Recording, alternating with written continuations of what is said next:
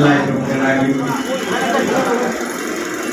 জাতীয়তাবাদী দল ফরিদপুর উপজেলা শাখা, পৌর শাখা এবং সকল অঙ্গ সংগঠন আয়োজিত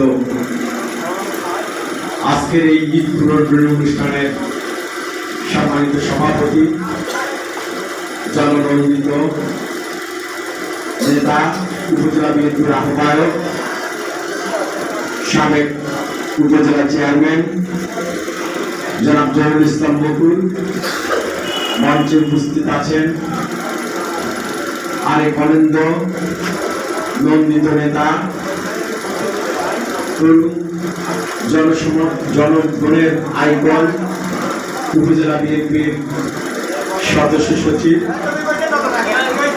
জনাব আব্দুল হাকিম, মঞ্চে উপবিষ্ট আছেন পৌর বিএনপির সদস্য সচিব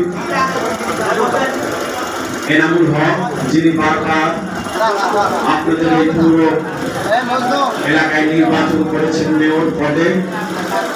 ওই হায়নার দল, ওই দানবের দল, ফ্যাসিস্ট সরকার যার বিজয়কে বারবার জোরপূর্বক ছিনিয়ে নিয়েছে, সেই নেতা এনামুল হক।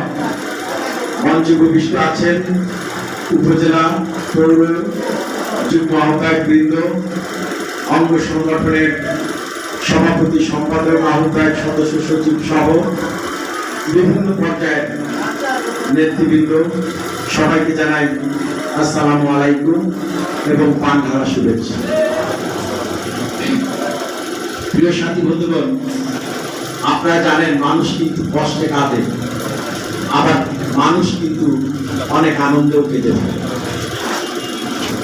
তো আজকে আমি তিনটা সমাবেশ করেছি, একটি চাকমোহর, একটি ভাঙড়ায়, আর একটি ফরিদপুর।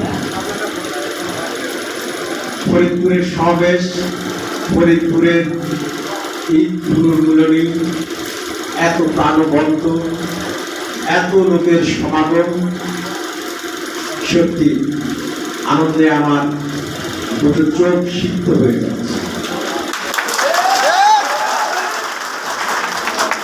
আমার আজকের এই সিদ্ধ হওয়ার কারণ ভিন্ন। কারণ হচ্ছে এই জাতীয়তাবাদী দল ফরিদপুর উপজেলা উপর শকুনের লোলুপ দৃষ্টি পড়েছে এবং অমাবস্যার কালো ছায়া এখানে পড়ার সম্ভাবনা দেখা দিচ্ছে। আজকে যদি নেতৃত্বের কথা বলেন, জহুরুল ইসলাম বকুল নিঃসন্দেহে যোগ্য।